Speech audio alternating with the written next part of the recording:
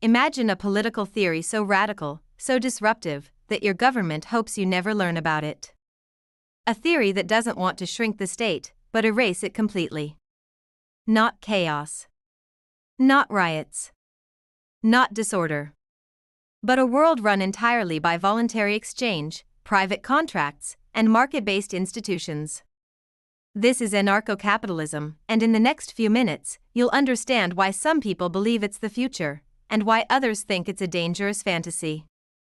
To understand where this idea came from, we have to rewind. Murray Rothbard, often called the father of anarcho-capitalism, took libertarianism to its logical extreme. If the free market works better than the government in almost everything, why not extend that to everything? Law, roads, security, courts, even money. Then came thinkers like David Friedman, who argued that even justice could be offered like a service, competing legal agencies, arbitration firms, and defense providers that consumers choose. If one court becomes corrupt, people simply stop buying from it. Imagine that level of accountability. Hans Hermann Hoppe added another layer: property. For anarcho-capitalism to work, property rights have to be sacred.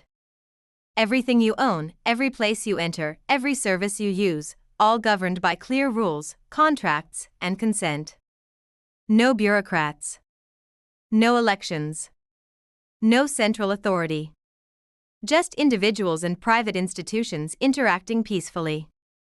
But here's the question you might be asking: how does this world function without the government doing, well, anything? Let's break it down. Law and order? Private security firms competing for customers. If they abuse their power, they lose clients. Unlike the government, you can fire them. Courts. Arbitration agencies chosen voluntarily, not assigned by geography. Fast, efficient, and reputation-based. If an agency becomes unfair, people stop using it. Money? We're already halfway there. Bitcoin proved that currency doesn't need a central bank. Decentralized money isn't just possible, it already exists. Infrastructure? Insurance-based models and private companies organizing and financing the services they depend on. Yes, even roads. Even safety regulations. Even environmental protections, all handled through contracts and liability, not top-down authority. Now let's confront the misconceptions. Without government, everything collapses into chaos. But anarcho-capitalists argue the opposite: centralizing power creates fragility. Decentralizing it distributes risk. Corporations will enslave everyone. But in a world built on consent, no one can force you to stay. If a company becomes abusive, you walk away. Something you can't do with your government. People are too irrational for this to work. But those same people vote, pay taxes, and raise families. Anarcho-capitalists argue that people don't suddenly become stupid when power is decentralized. So why is this ideology resurging now? Because people are losing trust in institutions. Governments seem bigger, slower, more disconnected than ever.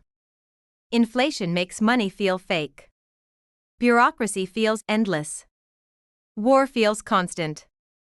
People are wondering, what if the state isn't the solution, but the obstacle? Anarcho-capitalism is not about destroying society. It's about rebuilding it from the ground up, voluntarily, peacefully, and privately. It's about imagining a world where power is earned, not imposed. Where services compete instead of monopolize. Where consent isn't optional, it's the foundation of everything. Whether you think it's visionary or insane, one thing is undeniable: this is the political theory your government hopes you never learn about. If this video made you think or question something, hit like, drop a comment, and subscribe. Because the next video might challenge your assumptions even more.